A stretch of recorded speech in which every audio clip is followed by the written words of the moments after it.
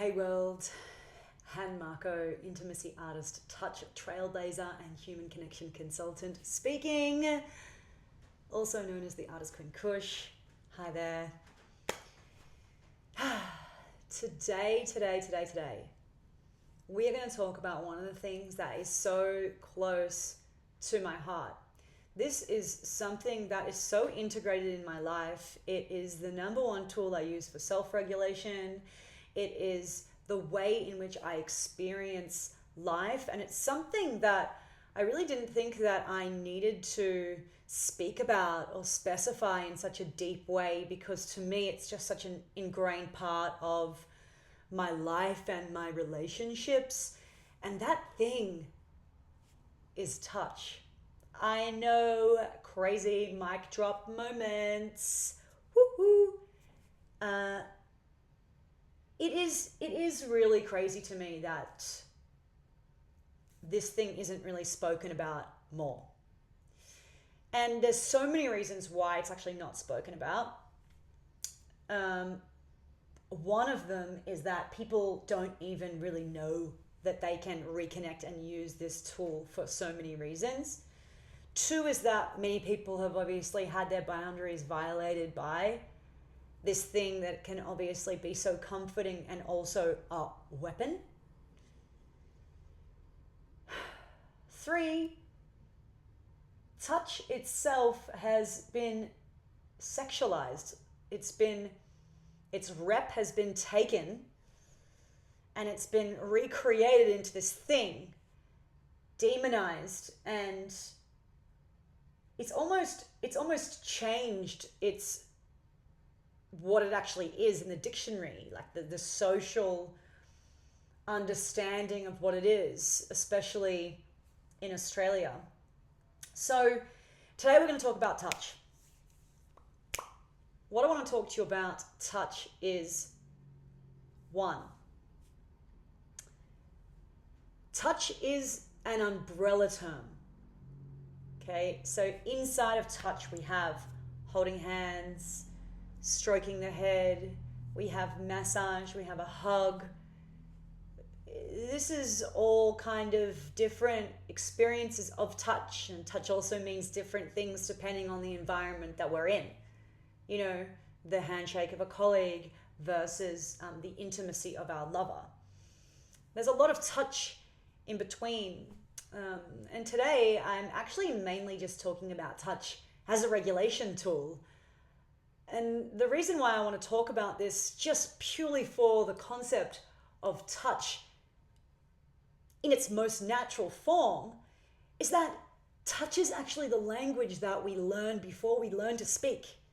Touch is the pre-verbal experience that we have in our life. So that's almost the first 2 years that we are living in this life, when so much of us is getting put together. Our cognition, our muscle formulation, our sense of safety is so deeply wired into touch. Now, I can go down a million rabbit holes about different people's failure to thrive from not receiving the type of touch that they may have needed in this time, but that is a very depressing conversation, and I'm here to actually give you some value, so we're going to stay on track. But if you think about how much is formed in a baby's first 2 years, what is innately deeply formed is a child's nervous system of a felt sense of safety. Are they valued? Are they seen? Do they feel like they belong? Can they understand what feelings of safety mean through touch and through attunement and through the energy of their caregiver? Okay, so we have this language that we know, and then as we grow up and get older and older and older, touch starts to change. You know, you start to see maybe like a 10, 11, 12, 13-year-old kid all of a sudden maybe pulling away then from the touch of their parents. And all of a sudden the touch that happens maybe in a high school is sexualized, or all of a sudden means something. And of course, it's different for many genders as well, which is a whole other conversation. So what I want to talk about today also is that we don't need to rely on having a partner or a lover to give ourselves that touch.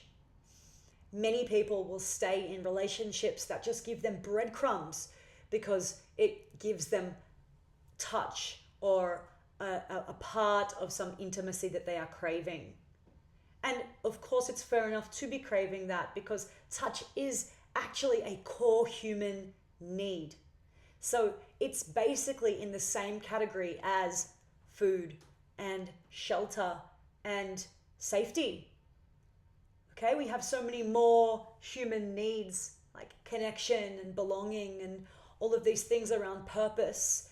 And touch is one of those things. So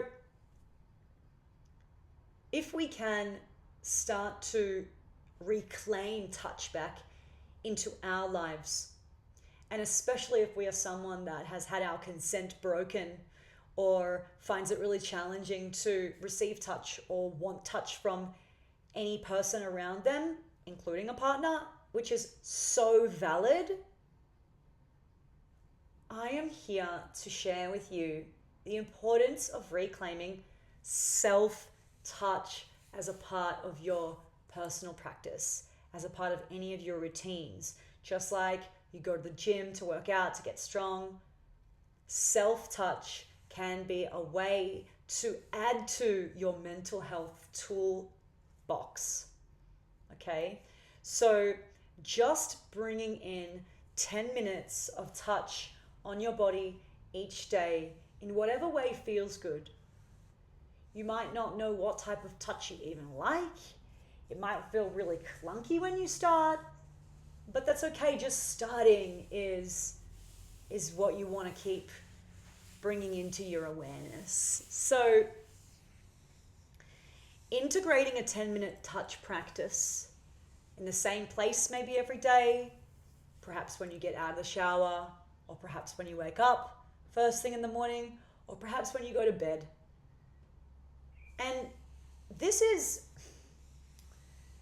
not only good for you in the moment, but what the actual deeper reason for this is, well, one, it can bring us out of our mind and into our body. Okay, all these new age terms around embodiment. What does that mean?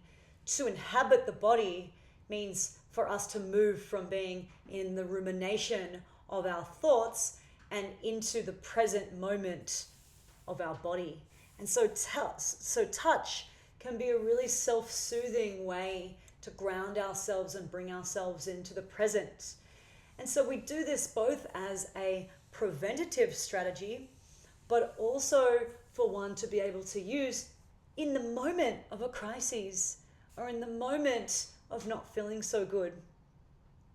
Sometimes even when I'm in the car and I'm thinking about things or I'm starting to feel uncomfortable sensations, I'll just get my hand and as I'm just driving and I'll just rub my arm like this. Okay? Especially because I was used to smoking cigarettes in the car. I really needed to replace that with something. And so I tend to touch myself when I'm in the car a lot now to bring my attention into the present and to calm me down. So touch in itself is actually an incredible thing for the nervous system. It's an incredible thing to move us from that jittery space that we can feel in our body, a bit of that anxiety and a bit of that kind of hyper arousal that we can feel inside of the body. The touch itself can actually decrease our cortisol, which is our stress hormone, by up to 30%.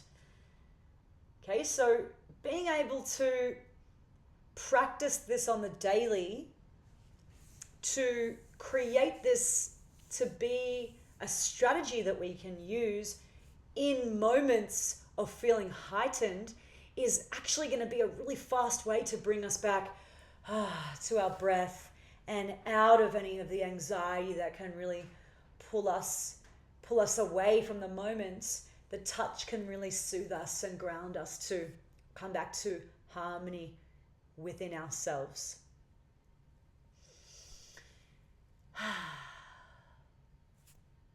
I know. I know that you are all just as excited as I am.